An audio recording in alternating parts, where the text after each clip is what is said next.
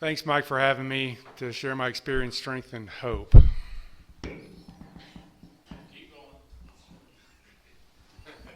The end. My name's Matthew, and I'm a recovered alcoholic.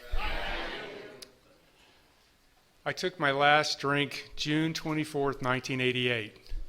I have one sobriety date. If you're out there and you're wondering, then I want to just share with you, you never have to drink again, ever, no matter what. I just want to put that out there just in case. Well, here we are. I want to start off with something that I think is extremely important in my story, and it's this. I'm going to read a quote. It says, "He was hyperactive in the classroom and seemed unable to control verbal outbursts. He needs much supervision." That was actually written by a medical doctor about me when I was at the age of 7. I started early. And then at the age of 12, it goes on to say, "Matt has some difficulty understanding and applying rules, but he's able to do so." Well, I might have been able to do so, but guess what? I was a little alcoholic from way back at the very beginning, and I really didn't want to do what you told me to do. And it started that young. Now, what I want to share with you is this, and it's that I was raised by alcoholics. So that type of behavior, and it was very normal to do things like drink at an extremely early age. Passing out was something that wasn't really frowned upon. And I saw a meme about a week ago that made me laugh literally for hours, because this kind of stuff used to burn me up and used to put me in a bad mood for days on end. And it was about the family. It was about the alcoholism. But as you'll hear as I go through my story, things changed. Things really changed. And I thought this was actually a really good synopsis of my family. And it was this. In our family, we don't hide crazy. We put it on the porch and give it a cocktail. That's what we did. And we were extremely proud of that. But the devastation and the actual learning how to become a full-fledged alcoholic started at an incredibly early age. And most of it happened by things like, well, by the time I was 7 years old, I was put on 2 drugs. And every single day I was asked, "Have you taken your pills?" And those pills were specific to bring me completely and totally down. Some of you would be familiar, some of you are going to be familiar with these drugs, some of you won't. But I would hazard a guess that I'd say 99% of you would know what these are. They were Dilantin and Ritalin. So I was a walking zombie. And I'm going to do absolutely my best not to cuss. That's what I've actually told myself today. Because what I did for the next 6 years was walk around loaded. I mean, I was loaded. And I tried to function, but I really couldn't function. And it just progressively got worse. My situation got worse and worse. Again, you know, the things that I was exposed to as when I was growing up were things like violence, drinking excessively, as I've already said, missing school, wondering, you know, what was going to happen next. The shift, the real shift was in the outside world, and this is something I learned at an early age also. In the outside world, we looked good. I mean, we looked good. We were pillars in the society, in our community. We had, everyone was like, if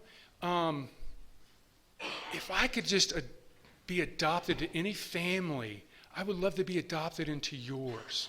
And I'm thinking in my head, you're crazy, man. Run like hell. Because it was just the alcoholism had gotten to such a point that inside the house, it was crazy. I had one of my grandmothers, I'm originally from Texas, and one of my grandmothers would come and visit pretty much every summer, and we called her Train Grandma. I love that woman.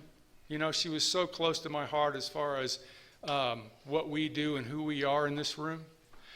I thought she had bad legs because every time we picked her up at the train station, she was in a wheelchair. And I'm thinking, okay, well, so my parents would wheel her to the car, and they'd work her in and take her home, and you'd get home, and they'd wheel her in the house, and she'd sit. Thinking, wow, that's just, and I was a little guy, and I'm like, wow, that's terrible. It wasn't, and it's the secrets of the family that just are unbelievable, because this was a secret to me in that family unit. The reason they put her in that wheelchair is because she was loaded, man. She was loaded.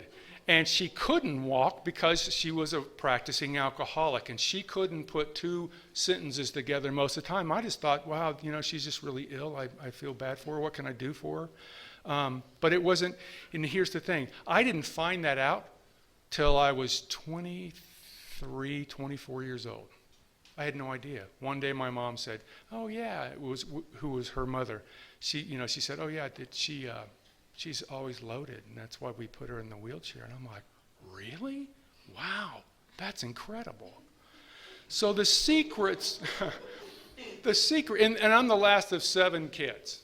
So that's a hell of a secret. Because every single one of my brothers and I looked at each other like, did you know that? No, I didn't know that. Did you know that? No, I didn't know that. And I'm like, wow.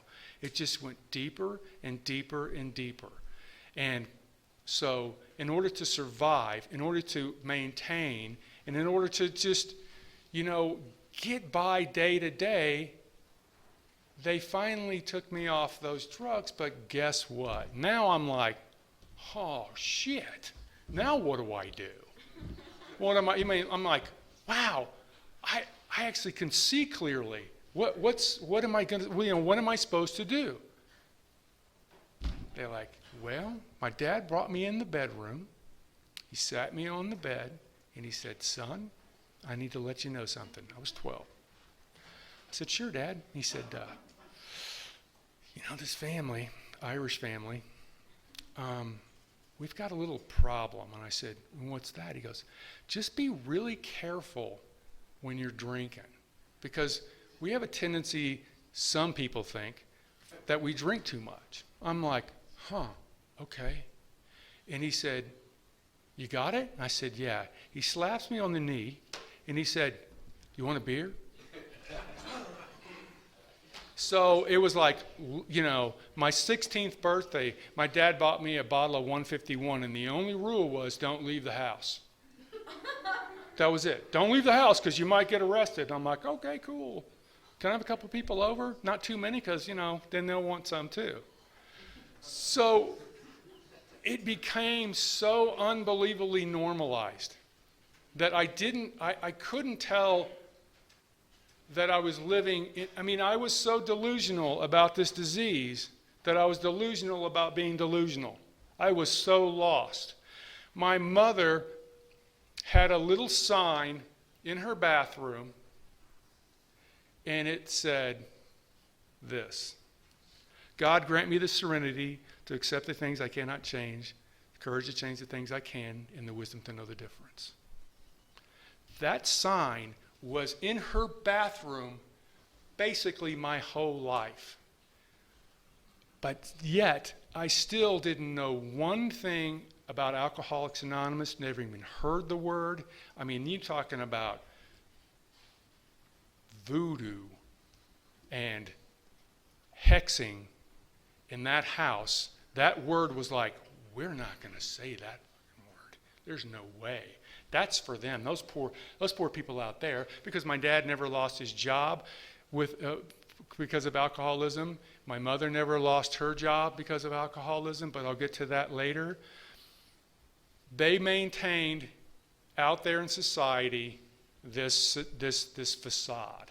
And I learned about that facade. And I could mimic that facade. But that sign was sitting in that bathroom my whole basic life, and it was given to her by someone in the program. She must have been 32. I learned all this later, gave that to her because they said this would be the softest way to tell my mom that she has a drinking problem. Why don't you check this out? Still, no one knew. Everything was going on in that family.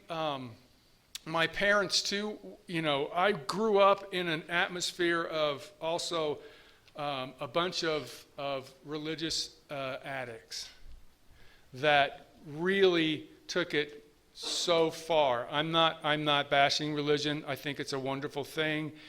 I would be obviously completely lost without a power greater than myself, which I'll get to later. But it was over the top. The abuse was incredible. And that was the abuse that I personally experienced. I'd go to school, and it was horrible.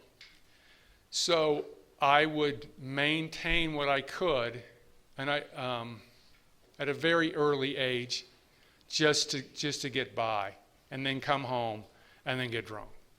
I mean, my classmates would come in, this is junior high, would come in and say, hey, what did you do over the weekend, Becky? And, Johnny would say, oh, I snuck over to Mary's house, and, we sat out back, and then we snuck back in, and my parents never knew. And I'd sat there as quiet as I could, because I'm like, oh, don't ask me, man, don't ask me. And of course they'd ask me, well, what did you do? And I'm like, well, my brother and I and a couple of his friends went down to Mexico, and we'd go to the bars, and then we would get really super drunk, and then we would throw rocks at the federales so they would chase us. Then we'd play a thing called chicken, where we would try to run as fast as we could back to the border. That's real smart, huh? And they'd be screaming in Spanish, we've got guns. And I'm like, just running as fast as I could. So that was the craziness. But again, that was something that was just completely and totally normal. It was normalized to the point of when I got into the program, it took me a while to even see that as something that was dysfunctional. I was also one of these people that loved geographics. I loved geographics. I went everywhere I could possibly go, including to get away from that insane system called the family unit. I went all the way around the world to the very bottom. And that still wasn't far enough, because what I started to realize was I brought me with me. And all those habits, all those things I had learned, all those things I embraced. Because one of the things I want to emphasize is those are the things I learned, and there's going to be other things I learned, but there's no fault. I don't blame my parents. They did the best they could. I don't know how they did it. I mean, oh my God, 7 of us, and they were loaded. I still don't have any idea how that's even possible. But, and I was the mellow one. Even though I was on, drugs as a little kid, I was the mellow one. You should have met my brothers. So I'm like down at this other part, this other country, and here I am, and I start doing those things that were taught to me. I don't blame them, because what I ended up doing, I had to make a decision, and that decision was to pick up those tools that I had learned and then actually make them mine. I could have just as easily saw how insane that was and said, I don't want to do that. The responsibility that I have to take is that I carried that torch and ran with it. And I kept running with it. And I kept running with it. And then, to speed up this whole process as far as being an alcoholic and being in this program, or me getting into this program, was this. I then moved many times. I went to college. I stopped college because one of my brothers decided, hey, I got this great idea. I said, yeah, what's that? He said, let's get a backpack and just take off. I'm like, well, I hate school. That sounds like a good idea. So we got these backpacks, and we put those backpacks on and basically didn't take them off for 2.5 years. We walked all the way across the United States.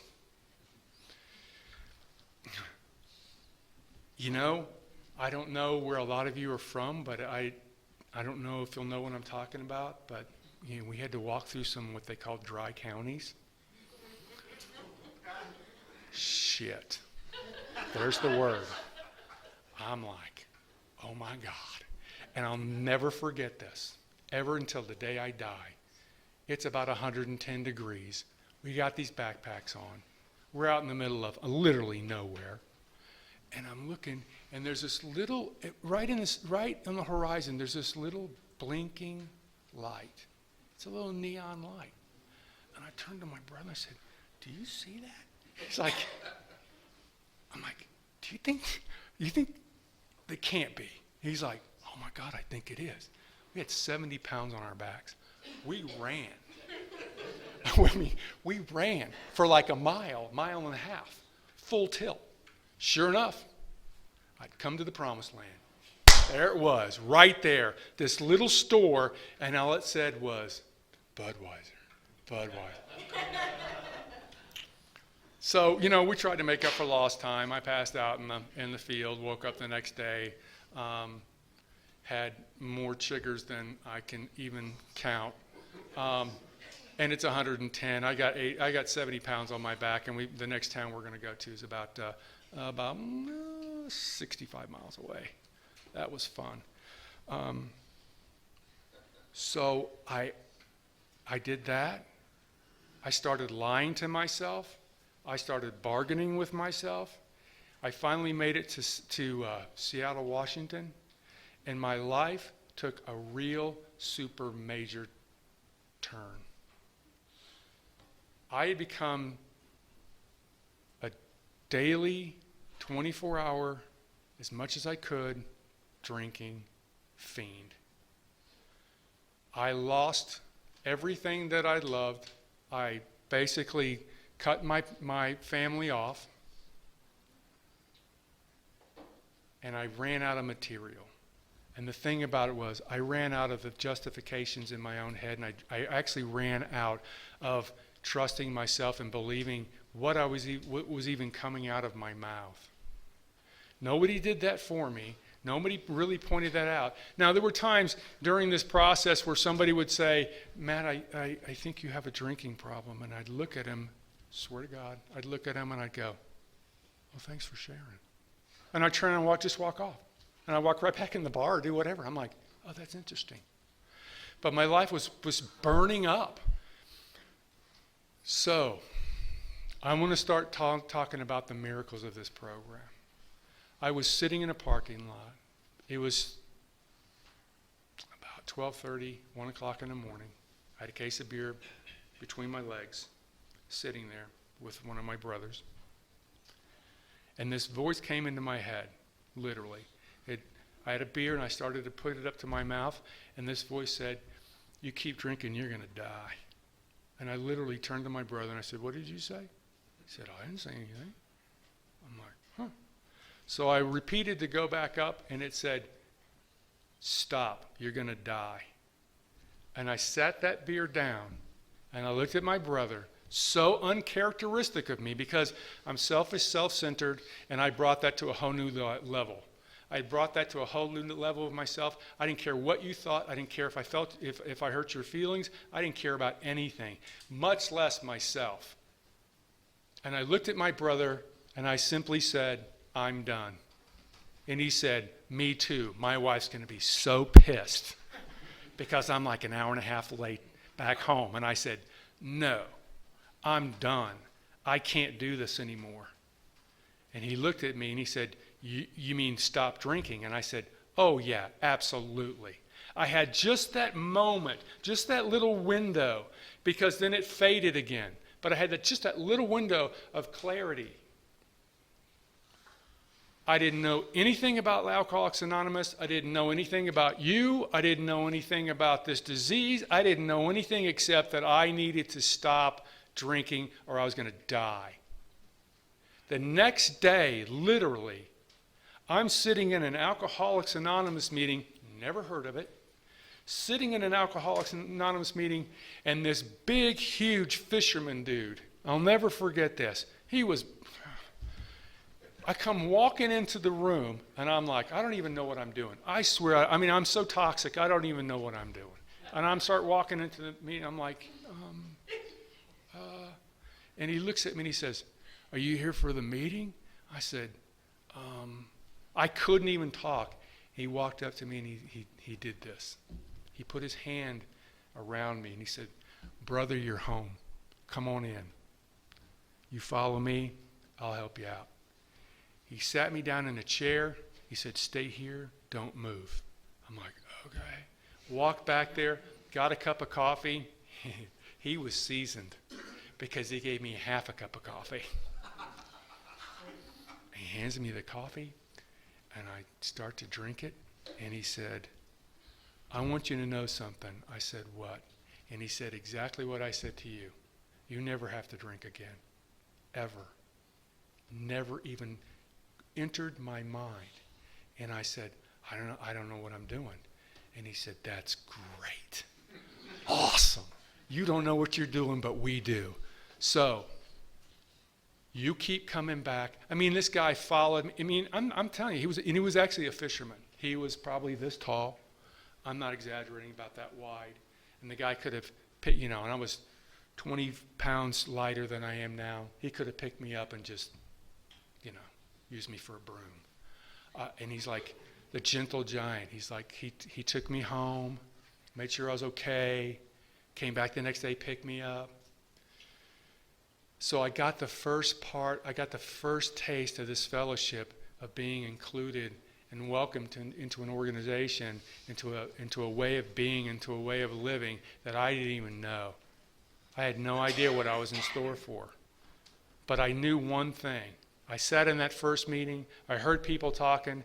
I sat there, and I know you've heard this many times because this is nothing unusual. This is nothing spectacular. I heard my story over and over and over. And I sat there and I was like, holy man, how do they know this stuff? And then when I left, they all said one thing that I hadn't heard for a long time. And that was, we really hope you come back. And I thought, do you know what I've done? And they're like, we probably have a real good guess. That's okay. Come on back. It's okay. I'm like, all right. Now, that's not the whole part of this program. If you're new, that's a very small part of this program, but it's a huge part of this program, and that's getting yourself in through that door, sitting in these chairs. The big thing is getting a sponsor. I was desperate, thank God, because that's what saved me. Was the gift of desperation. I had nowhere else to go. I had nothing. I had nothing. Now, and I even detoxed in my room with a blanket wrapped around me for 2 days, not knowing that you could die from doing that. Man, here it comes again. Sorry. I saw shit that was incredibly scary. I had to throw that mattress away when I was finally done. I had no idea. All I knew is I had this yearning to stop. I went back to the meeting. I knew by this time that you had something I wanted because you were sitting there smiling. You were sitting there with your shit together, and I was sitting there shaking, going, I don't know what I'm going to do.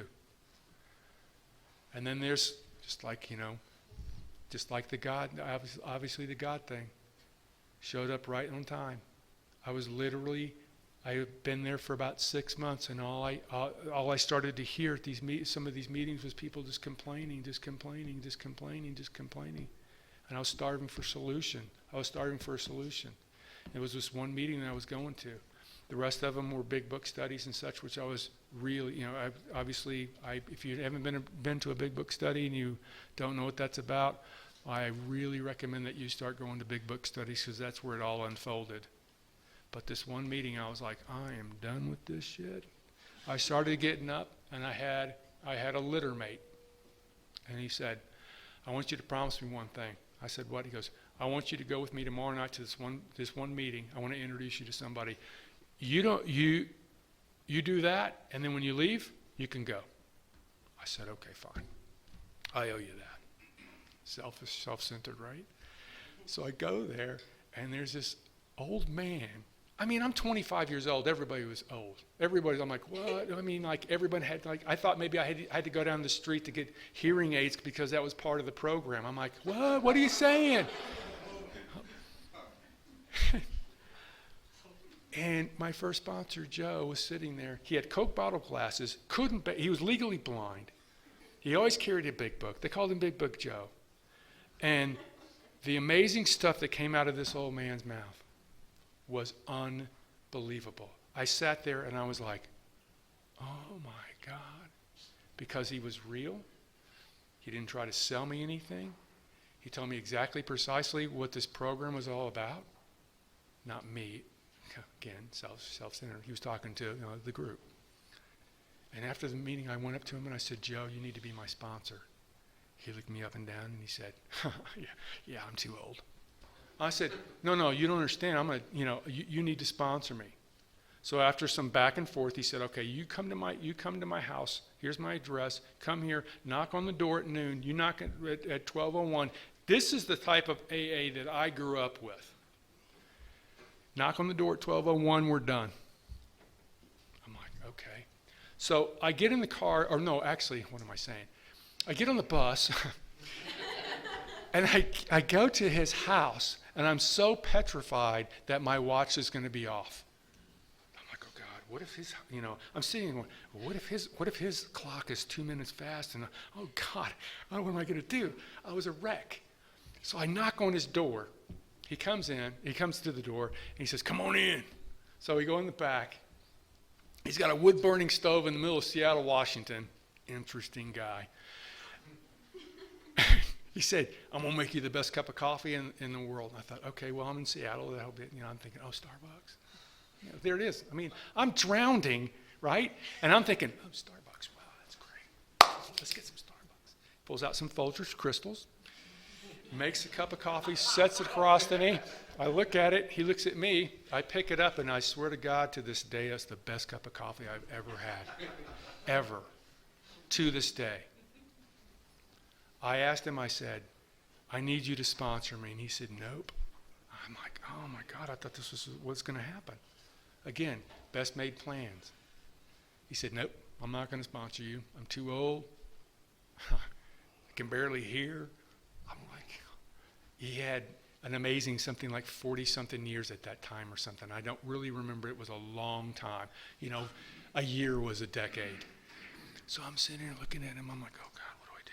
So finally, I just said, I really need you to sponsor me because I know you know how to get out of this hell. He said, no. He's 82 years old. I'm 25.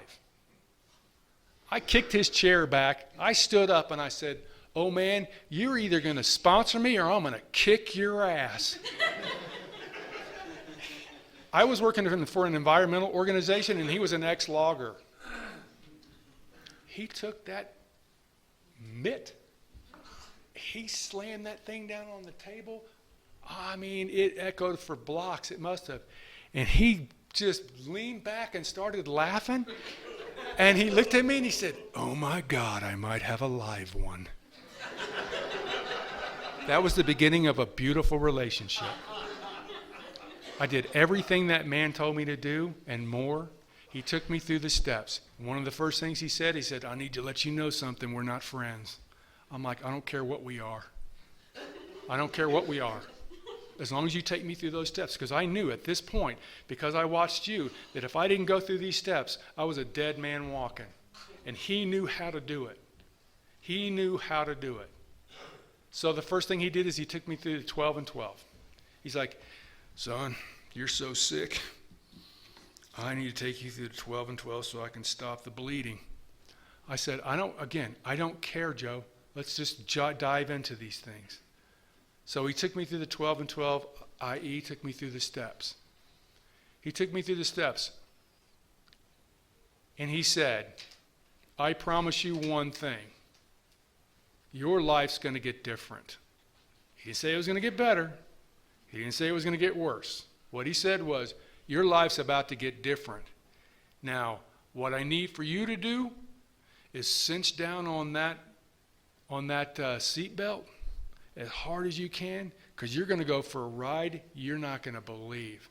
And I'll be damned, everything that Joe told me over those years has come true, including at some point we became really good friends.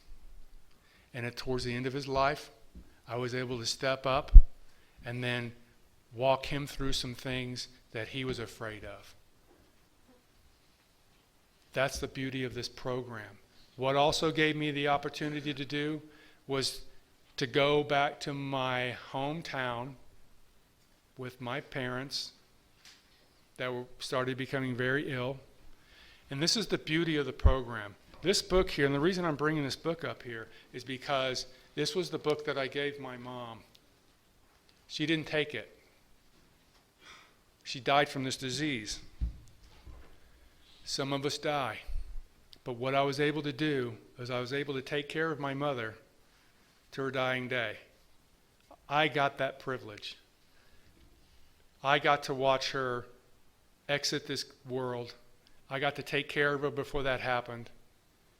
I got to talk with my dad.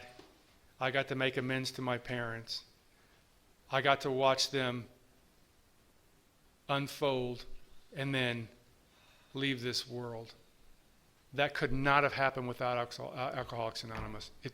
That would have been impossible. When they died, I had no regrets. When they died, they had no regrets. When they died, we both genuinely loved each other. That's a miracle from where we first started. I put my parents through hell. But through the program, through the steps, I was able to take the tools that I was taught, the new tools, because the only thing that's going to change is everything. I remember Joe telling me, I was like, "So what's going to change?" He goes, "Everything. Absolutely everything." And if you're new and you sit across from your sponsor and you've got this big long list of things that you need to do before you really get going in this program, like I need to get a job, I need to get my wife, my husband back, my partner, all this stuff. I had this long list. Joe sat across from me, he didn't say a word, he's just looking at me and he's like, "Uh-huh." I mean, I had a dissertation, man. I worked my ass off, I probably worked my ass off more with that than I did my 4-step. Not really, you didn't know, Joe. So, and I finished up and I'm like, "Okay, Joe, is that good?" He looks at me and he goes, "Can I see that piece of paper?" Still not, I'm like, "Oh yeah, well he's basically blind." And so I'm like, "Sure, Joe."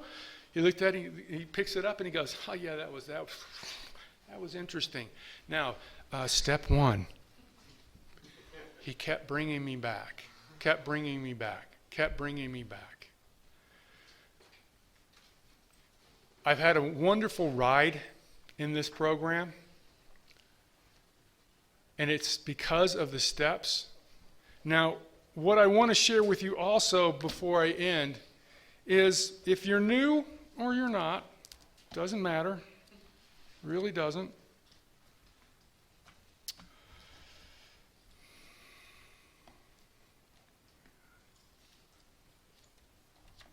There's a couple things.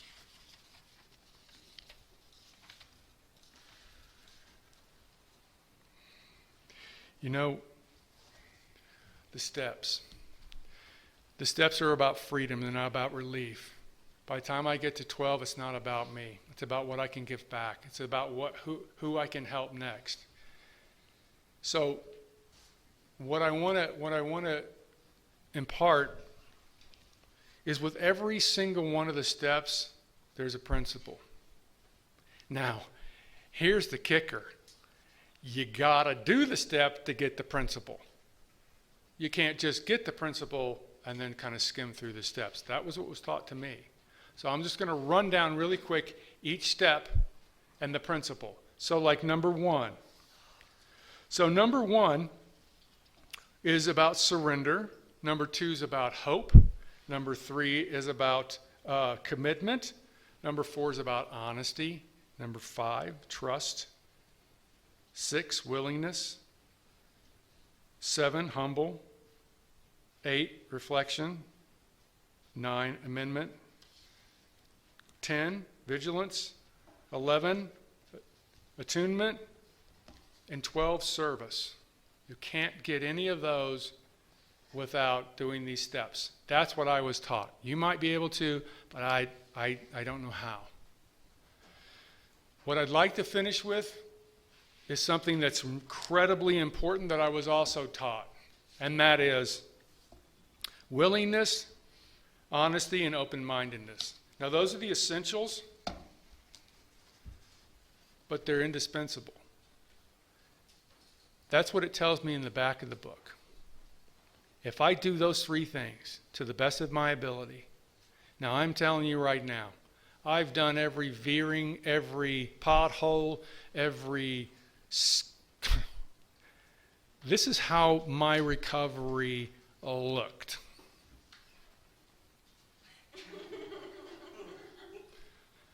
God bless sponsorship. But I kept coming back to the center. I kept coming back to the center because I didn't want to die. And how I set those principles up was by this: doing the step, getting the principle. Doing the step, the next step, building on there. And it's only through the willingness, the honesty, and the open-mindedness that I was able to do this. If you get anything tonight from my talk, this is what I want to say. I want to say, if you're new, just keep coming back. And if you keep coming back, get a sponsor. This is a program of action. You can't get it through osmosis. It's absolutely impossible. I think that was out here when I was doing that. You've got to dive in.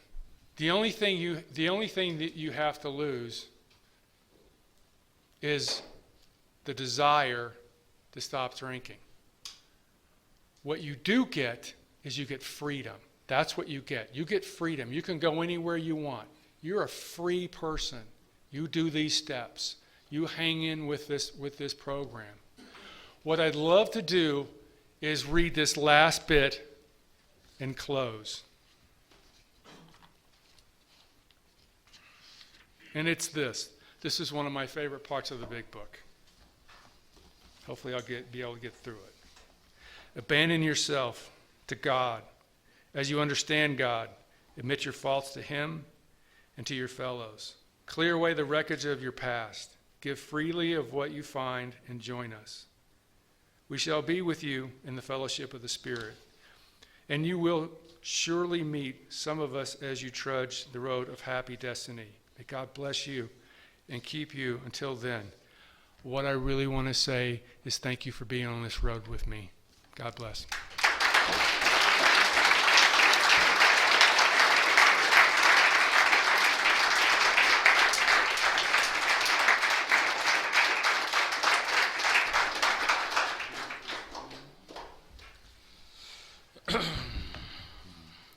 Let's give another big hand for our speaker.